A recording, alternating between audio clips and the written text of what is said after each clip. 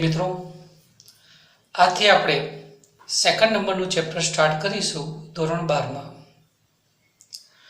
ચેપ્ટરનું નામ છે સ્થિત વિદ્યુત સ્થિતિમાન અને કેપેસિટન્સ. આ ચેપ્ટર એ કોમ્પિટિશન એક્ઝામમાં, નીટની એક્ઝામ હોય કે JEEની હોય, એ બધી એક્ઝામની અંદર આના જે સિદ્ધાંતો, જે પ્રિન્સિપલ છે એ તમારા માટે બહુ મહત્ત્વના છે. એટલે આ ચેપ્ટરની તમામ નાની નાની બાબત પણ તમારે એકદમ સમજજો, જેથી કોમ્પિટિશન એક્ઝામની અંદર ઘણા બધા પ્રશ્નો આ ચેપ્ટરના આવતા હોય છે. પહેલાં તો આપણે સમજવાનું કે સ્થિત વિદ્યુત સ્થિતિમાન એટલે શું. તો સ્થિત વિદ્યુત સ્થિતિમાન સમજવા માટે પહેલાં આપણે ઉર્જા સમજવી પડે. એનર્જી શું કહેવાય? તો 11મા ધોરણની અંદર તમે જાણો છો સંરક્ષી ક્ષેત્ર અથવા સંરક્ષી બળ. તો સંરક્ષી બળ એટલે શું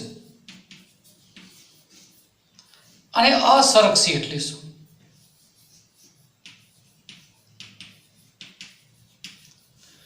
તો તમને ખબર છે 11માની અંદર ગુરુત્વાકર્ષી ક્ષેત્ર, સંરક્ષી ક્ષેત્ર, ગુરુત્વાકર્ષી બળ એ સંરક્ષી બળ છે.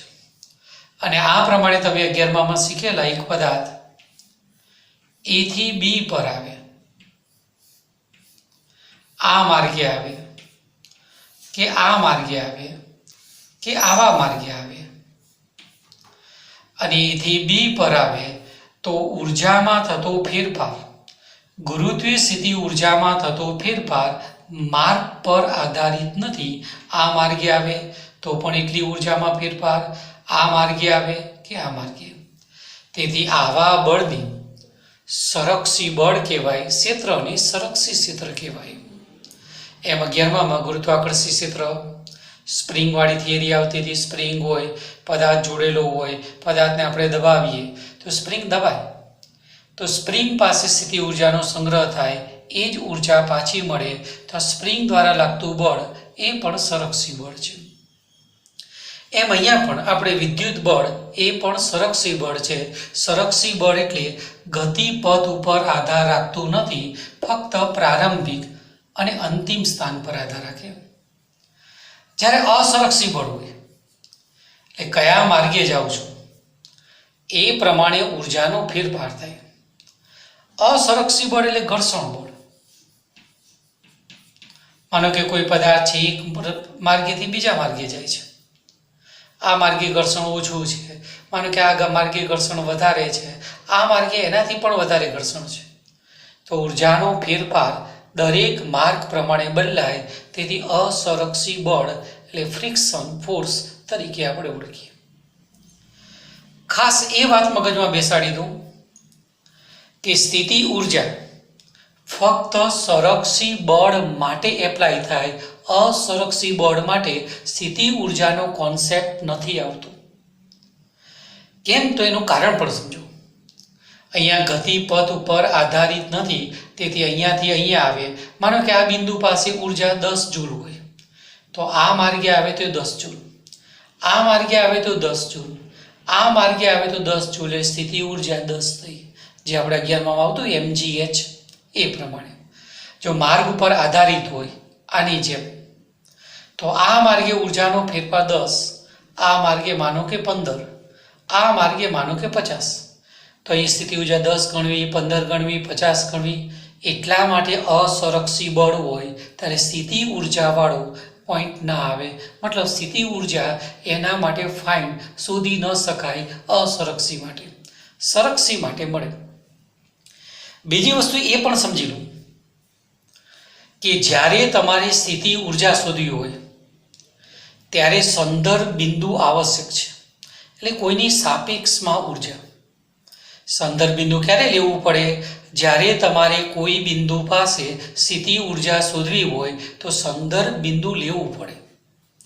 પણ જ્યારે સ્થિતિ ઉર્જાનો ફેરફાર શોધવો હોય ત્યારે સંદર્ભ બિંદુ લેવાની જરૂરિયાત નથી. ફરીથી મગજમાં બેસાડો કે સંદર્ભ બિંદુ ક્યારે લેવું પડે?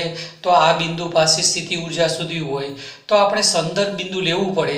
સંદર્ભ બિંદુની સાપેક્ષમાં ઉર્જા કહેવાય. જ્યારે સ્થિતિ ઉર્જાનો ફેરફાર શોધવો હોય તો સંદર્ભ બિંદુ લેવું પડશે નહીં. આ પાઠમાં આપણે વિસ્થિતિ ઉર્જાનો ફેરફાર અથવા વિસ્થિતિ ઉર્જા અને ત્યારબાદ વિસ્થિતિમાન આપણે સમજીશું.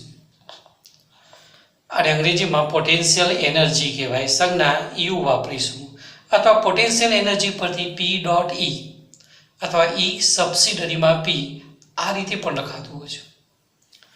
આ સમજવા માટે એક ઉદાહરણ લઈએ આપણે. આ છે ક્યુ વીજભાર છે, ધારો કે ધન છે.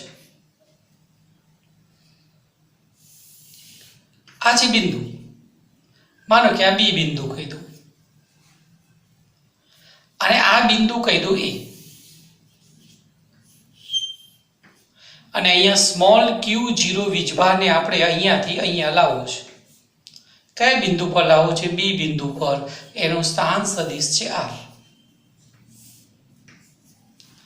કેપિટલ Q વીજભાર, બી બિંદુ સ્થાન સદિશ સ્મોલ r, એ બિંદુ પાસે સ્મોલ q વીજભાર. ધારો કે સરળતા ખાતર આપણે આને પણ ધન લઈએ અને અહીંયાથી એ થી બી પર લાવવો છે અને આપણે કાર્ય વિચારીશું. જો બંને વીજભાર ધન છે એટલે આના દ્વારા આના પર લાગતું વિદ્યુત બળ આ રીતે અપાકર્ષી બળ હોય F E. આ સંરક્ષી બળ છે, કન્ઝર્વેશન ફોર્સ કહેવાય. Fe વિદ્યુત બળ, અપાકર્ષી બળ, કેમ કે મારા ઉદાહરણમાં બંને ધન છે. હવે સ્મોલ q વીજભારની કિંમત બહુ નાની છે, તેથી આ જે વીજભારનું તંત્ર હોય કે વીજભાર હોય એને ડિસ્ટર્બ ન કરે, એની ગોઠવણી બદલાય નહીં. અને આ જે q વીજભારને a થી b પર લાવવા માટે આના જેટલા જ મૂલ્યનું આ દિશામાં આપણે બાહ્ય બળ લગાડીએ છીએ F, બાહ્ય બળ, એક્સટર્નલ બળ લગાડીએ છીએ. આ બળનું મૂલ્ય આના જેટલું છે પણ દિશા વિરુદ્ધ, એટલે એમ કહી શકાય કે F એક્સટર્નલ ફોર્સ, બાહ્ય બળ, અને આ વિદ્યુત બળ એટલે સંરક્ષી બળ સરખા મૂલ્યના અને વિરુદ્ધ. આ જે Q0 વીજભારને a થી b પર લાવે છે, ધીમે ધીમે લાવીએ છીએ અને દરેક બિંદુ પાસે આ બંને બળ સરખા એટલે પરિણામી બળ 0. તેથી ન્યૂટનના બીજા નિયમ અનુસાર પરિણામી બળ 0, F ma, પરિણામી બળ 0, પ્રવેગ 0. તેથી Q વીજભાર a થી b પર આવે તો ક્યાંય પ્રવેગી ગતિ નથી થતી, વેગના મૂલ્યમાં ક્યાંય ફેરફાર થતો નથી, એટલે ગતિ ઉર્જાની વાત નથી આવતી. જો પ્રવેગી ગતિ લેવામાં આવે તો આપણી ગણતરીમાં બીજા ઘણા બધા સ્ટેપ થઈ જાય. પણ આપણે એવું વિચારી લઈએ કે આ બંને બળ સરખા છે, તેથી પરિણામી બળ દરેક બિંદુ પાસે 0. તેથી Q0 વીજભારને ધીમે ધીમે દરેક બિંદુ પાસે પરિણામી બળ 0 થાય, આનું મૂલ્ય વધે તો આ પણ વધે, પણ પરિણામી બળ 0 થાય, પ્રવેગ રહિત ગતિ કરી અને a થી ક્યાં આવે? b પર આવે. હવે Q0 વીજભાર a થી b પર આવે ત્યારે સ્થિતિ ઉર્જાનો ફેરફાર, સ્થિતિ ઉર્જાને આપણે u કહીશું, ડેલ્ટા એટલે ડિફરન્ટ ફેરફાર, બરાબર માઇનસ w, અને જે Fe નામનું બળ છે એટલે હું સબસિડરીમાં e કહી દઉં, સંરક્ષી બળ દ્વારા કાર્ય. કેવી રીતે આ સૂત્ર આવ્યું? તો 11મા ધોરણમાં તમે આવું સૂત્ર શીખતા હતા કે બળ F, સ્થિતિ ઉર્જાનો ફેરફાર, એનું અંતરની સાપેક્ષમાં વિકલન, તો માઇનસ બળ F સ્થાનાંતર અંતર dr બરાબર du. તો આ સંરક્ષી બળ, આ કાર્ય ઉર્જા પ્રમેય હતો ને ત્યાં જ આ સૂત્ર સાબિત થાય. તો સંરક્ષી બળ દ્વારા કાર્ય બરાબર સ્થિતિ ઉર્જાનો ફેરફાર, આ પ્રકારનું સ્ટેપ. એના પરથી આ પદ બન્યું. તમે એવું પણ જાણ્યું કે સ્થિતિ ઉર્જાનો ફેરફાર એટલે શું? અંતિમ બિંદુએ સ્થિતિ ઉર્જા ઓછા પ્રારંભિક બિંદુએ સ્થિતિ ઉર્જા, final point F, initial point. અહીંયા આપણે અંતિમ પોઈન્ટ કયું છે? B. એટલે એમ કહી શકાય કે B બિંદુ પાસે સ્થિતિ ઉર્જા માઇનસ A બિંદુ પાસે સ્થિતિ ઉર્જા, આ સ્થિતિ ઉર્જાનો ફેરફાર, આ કયા સંરક્ષી બળ દ્વારા કાર્ય, એનું માઇનસ કિંમત. હવે આપણે આ બાહ્ય બળ લગાડીએ છીએ, એ આના કરતાં વિરુદ્ધ છે અને Q0 વીજભારને સ્ટેપ બાય સ્ટેપ ધીમે ધીમે લાવીએ. માનો કે dr જેટલું સ્થાનાંતર કરાવીએ અને Q0 વીજભારને A થી B પર લાવીએ તો બાહ્ય બળ દ્વારા કાર્ય,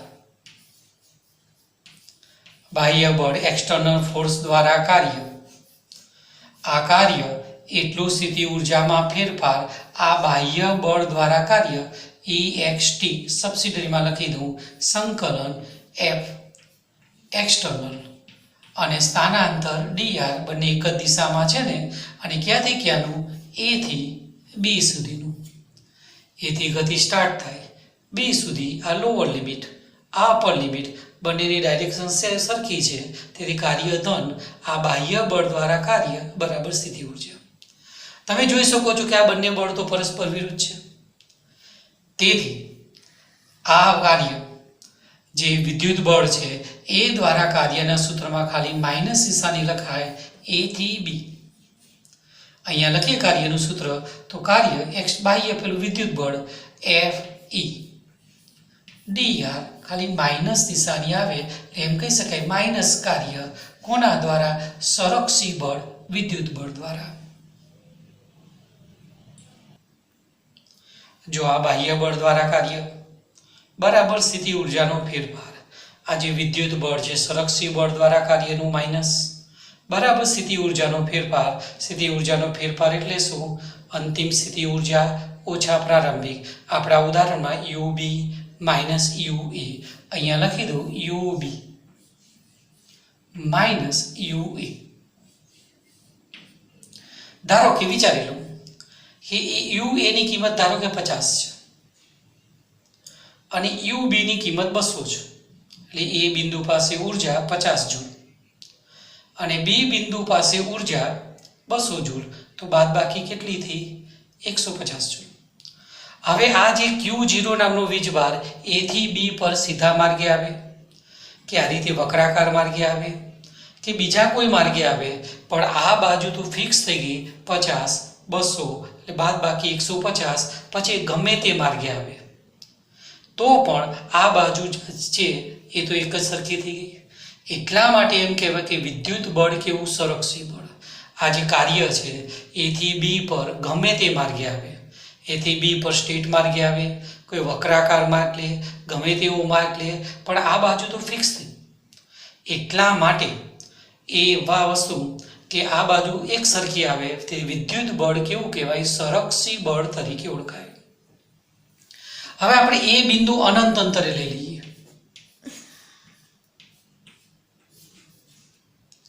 આ અનંત અંતર એક આઈડિયલ છે. અનંત અંતરનો અર્થ એવો થાય કે આ જે વીજભાર Q છે એ Q0 પર કોઈ બળ ન લગાડે, અનંત અંતરે બળ ન લગાડે, એટલે એની યાદચ્છિક રીતે સ્થિતિ ઉર્જા 0, મતલબ UA ની કિંમત કેટલી? 0. તેથી આ સૂત્રમાં એ અનંત લઈ લઉં તો UB અનંત અંતરે બળ ન હોય, સ્થિતિ ઉર્જા 0 A બિંદુ પાસે બરાબર માઇનસ સંરક્ષી બળ FE dr ક્યાંથી? અનંત અંતરેથી ક્યાં આવે છે? B બિંદુ પર. આમ સંરક્ષી બળ દ્વારા કાર્ય એનું ઋણ મૂલ્ય બરાબર આ પ્રકારનું બળ થાય સ્થિતિ ઉર્જા. આમ B બિંદુ પાસે સ્થિતિ ઉર્જા એટલે સંરક્ષી બળ દ્વારા કાર્યનું માઇનસ મૂલ્ય.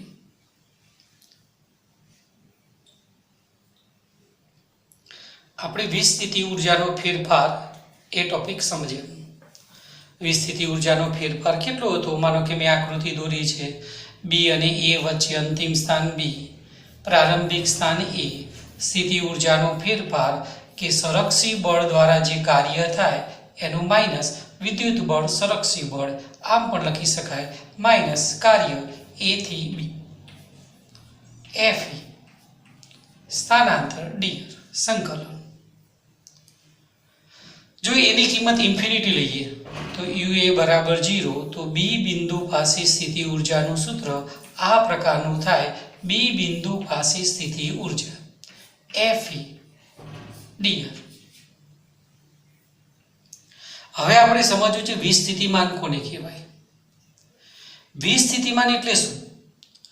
અનંત અંતરેથી એકમ ધન વીજભાર અનંત અંતરેથી એકમ ધન વીજભાર વિદ્યુત ક્ષેત્રમાં પ્રવેગ રહિત ગતિ કરીને આવે, મતલબ પરિણામી બળ 0 હોય, પ્રવેગી ગતિ ન કરે અને એકમ ધન વીજભાર અનંત અંતરેથી ક્યાં આવે? વિદ્યુત ક્ષેત્રમાં આપેલા બિંદુ પર. અને લાવવા માટે જે કાર્ય થાય એ કાર્યને તે બિંદુ પાસેનું વિસ્થિતિમાન કહેવાય. વિસ્થિતિમાન એટલે શું? અનંત અંતરેથી એકમ ધન વીજભારને પ્રવેગ રહિત ગતિ કરાવી આપેલ બિંદુ પર લાવીએ કરવું પડતું કાર્ય વિદ્યુત ક્ષેત્રની વિરુદ્ધ લાવવા માટે કરવું પડતું કાર્ય એને તે બિંદુ પાસેનું વિસ્થિતિમાન કહેવાય. આ વિસ્થિતિ ઉર્જાનો ફેરફાર છે. આ વિસ્થિતિ ઉર્જાના ફેરફારને આપણે Q વડે ભાગી નાખીએ તો એકમ ધન વીજભારને લાવવા માટે કાર્ય આને જ કહેવાય B અને A વચ્ચે વિસ્થિતિમાનનો તફાવત. જો એકમ ધન વીજભારને અનંત અંતરે લાવીએ તો અનંત અંતરે એ બિંદુ પાસે સ્થિતિ ઉર્જા કેટલી? 0 ભાગ્યા Q બરાબર VB. એ બિંદુ પાસે વિસ્થિતિમાન કેટલું? તો કે 0. આમ B બિંદુ પાસે સ્થિતિ ઉર્જા વિસ્થિતિમાન બરાબર UB upon Q. આ પ્રકારનું પદ થાય એટલે એકમ ધન વીજભાર દીઠ જે ઉર્જા હોય એટલે તે બિંદુ પાસેનું વિસ્થિતિમાન કહેવાય. હવે બીજી વાત સમજી લો કે વિસ્થિતિમાન શું છે? તો અનંત અંતરની સાપેક્ષમાં આપેલા બિંદુ પાસેની ઉર્જા બતાવે. વિસ્થિતિમાન એ ઉર્જા છે અનંત અંતરની સાપેક્ષમાં. વિસ્થિતિમાનનો એકમ કયો થાય? તો કે વિસ્થિતિમાનનો એકમ વોલ્ટ. વોલ્ટનું પારિમાણિક સૂત્ર શું થાય? તો 1231 minus M1 L2 T minus 3 A minus 1 આ થાય વોલ્ટ. વોલ્ટ કોની જગ્યાએ લખાય? જૂલ પ્રતિ કુલમ. ફરી મારી વાત સમજી લો કે વિસ્થિતિમાનમાં એકમ ધન વીજભારને અનંત અંતરેથી લાવવાનું છે અને વિસ્થિતિ ઉર્જા સુધી હોય તો એકમ ધન વીજભારને કોઈ અન્ય વીજભારને લાવીએ તો વિસ્થિતિ ઉર્જા મળે. જ્યારે સ્થિતિ ઉર્જાનો ફેરફાર હોય કે વિસ્થિતિમાનનો ફેરફાર હોય તો અનંત અંતર કોઈ સંદર્ભ બિંદુ આવશ્યક નથી. જ્યારે વિસ્થિતિ ઉર્જા શોધવી હોય કે વિસ્થિતિમાન શોધવું હોય તો સંદર્ભ બિંદુ કોણ લેવામાં આવે? અનંત અંતરે. અનંત અંતરે ઉર્જા કેટલી? 0 સ્વીકારી લેવામાં આવે. આ વિસ્થિતિ ઉર્જા કે વિસ્થિતિમાન એ ઉર્જા છે, પણ આ ઉર્જા આ એકમ વીજભાર દીઠ ઉર્જા એટલે જૂલ ભાગ્યા કુલમ, અને જૂલ ભાગ્યા કુલમની જગ્યાએ શું લખાય? વોલ્ટ. જો આ વીજભાર ધન હોય અને એકમ ધન વીજભારને અહીંથી અહીંયા લાવીએ એટલે +1 કુલમ વીજભારને અહીંથી અહીંયા લાવીએ તો બંને વચ્ચે અપાકર્ષી બળ થાય. આ ધન, આ પણ ધન. જો અપાકર્ષી બળ થાય તો આ ધન વીજભારને B પર લાવવા માટે આપણે બહારથી કાર્ય કરવું પડે. તેથી B બિંદુ પાસે ઉર્જા અનંત અંતરની સાપેક્ષમાં શું થાય? વધે. એટલે વિસ્થિતિ ઉર્જા હોય, વીજભાર હોય Q, તો વિસ્થિતિ ઉર્જા ધન થાય અને જો એકમ ધન વીજભાર હોય તો ઉર્જા પ્લસ આવે એટલે યુની કિંમત પ્લસ અથવા વીની કિંમત પ્લસ. પણ જો આ વીજભાર ધન હોય, આ વીજભાર ઋણ હોય અને એકમ ધન વીજભાર અથવા Q વીજભાર ધનને અહીંયાથી અહીંયા લાવીએ તો લાવવા માટે બહારથી કાર્ય ન કરવું પડે. કેમ કે આ જે ઋણ છે, આ ધન છે, તેથી આકર્ષી બળ થાય. અને આકર્ષી બળ થાય તો આ વીજભાર પોતાની જાતે અહીંયા આવશે અને પોતાની જાતે આવે. તેથી અહીંયા જે ઉર્જા હતી એની સાપેક્ષમાં અહીંયા ઉર્જા ઘટે અને ઉર્જામાં ઘટાડો થાય. તેથી આ બિંદુ પાસે સ્થિતિ ઉર્જા અથવા વિસ્થિતિમાન કેવું મળે? માઇનસ મળે. ઉર્જા વધે અનંત અંતરની સાપેક્ષમાં તો પ્લસ, અને ઉર્જા ઘટે અનંત અંતરની સાપેક્ષમાં તો માઇનસ. એકમ ધન વીજભારને લાવીએ તો વિસ્થિતિમાન અને કોઈ Q વીજભારને લાવીએ તો વિસ્થિતિ ઉર્જા. અને જો કોઈ બે બિંદુ વચ્ચેની વાત આવે તો વિસ્થિતિ ઉર્જાનો તફાવત અથવા વિસ્થિતિમાનનો તફાવત કહેવાય. આ વિસ્થિતિમાનનો તફાવત શું છે? એક વીજ દાબ છે.